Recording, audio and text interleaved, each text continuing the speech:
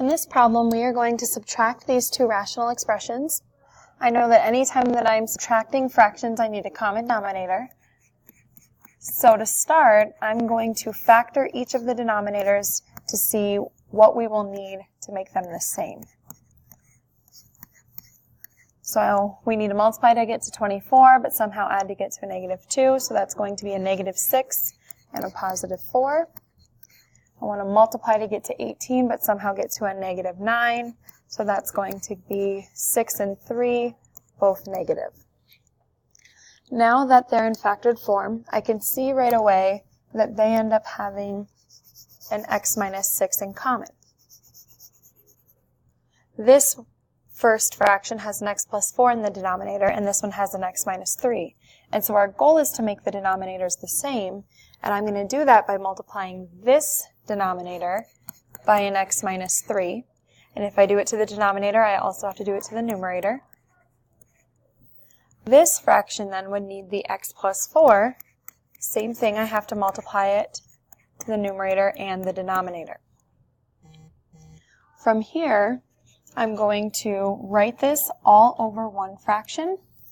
And so my denominator is x minus 3, x minus 6, and x plus 4. When we subtract or add fractions, we will just look at the numerators and leave the denominator the same. So I'm going to go ahead and multiply this out. I get a 7x squared. I get a -21x.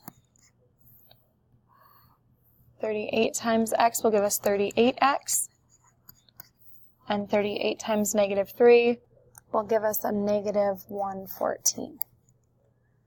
From here, I need to distribute through this 24. So I will get a 24x and a +96. The one thing you want to be careful of is that we are subtracting this fraction, so this is going to be a -24x and a -96. From here we can combine our like terms, and so I can see that I only have one x squared term.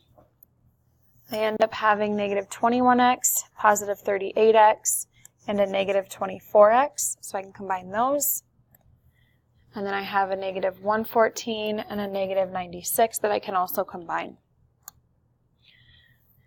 So I will have a 7x squared, -21x plus 38x will give us a +17x, minus 24x will give us then a 7x. And that's negative. -114 and -96 will end up giving us a -210. And this is all over my common denominator, x minus 3, x minus 6, and an x plus 4.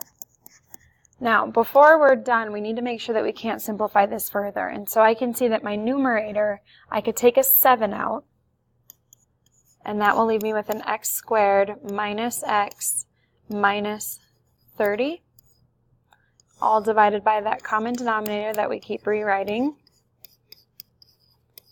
And so I can factor my numerator now, and that will give me a 7 times x minus 6 times an x plus 5 over x minus 3, x minus 6, x plus 4.